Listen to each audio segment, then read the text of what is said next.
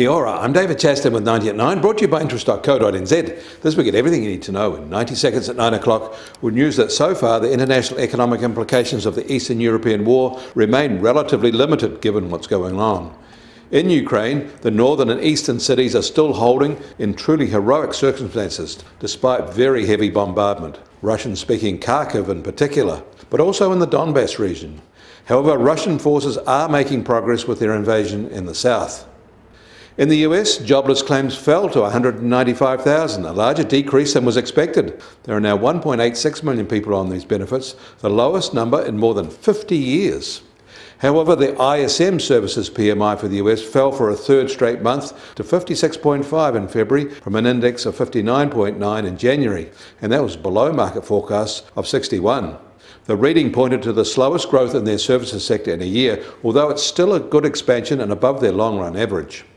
In the manufacturing sector, the factory durable goods order data for January was unexpectedly positive and backing up the strong manufacturing PMIs we noted yesterday. In China, they are set to kick off its annual 2 sessions of the National People's Congress, the top legislative body, and the Chinese People's Political Consultative Conference. Eyes are on the GDP target they set, expected to be 5.5% and the lowest they've ever set.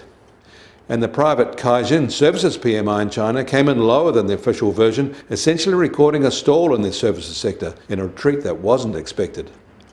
In Turkey, consumer inflation is now running at more than 50%, and that's according to official data.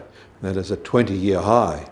And apart from a brief dip in late 2021 when their crisis first hit, the Turkish lira is now at an all-time low. Australia's merchandise trade surplus rose to almost $13 billion in January and near a record high. The record was $13.3 billion in July 2021.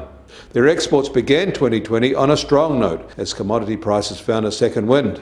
The Russian invasion and resulting boycotts won't hurt Australia's trade performance, of course. The US Treasury 10-year yield opens today at 1.85%, and little change from this time yesterday.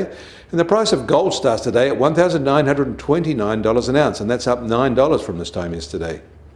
And oil prices are higher again, and up by $1.50 a barrel. In the US, they're now over $108 a barrel, and the international Brent price is over $111.50 a barrel.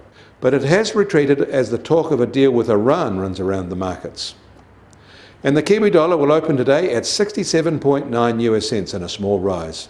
Against the Australian dollar, we're at 92.8 Australian cents and a quarter cent slip. Against the euro, we're at 61.4 euro cents, and that's almost a half a cent rise. That means our trade weight index starts today at just on 72.8 and a new 2022 high. We welcome your feedback. Leave a comment below or on our website. Kia ora, I'm David Chaston. That was 90 at 9, brought to you by interest.co.nz.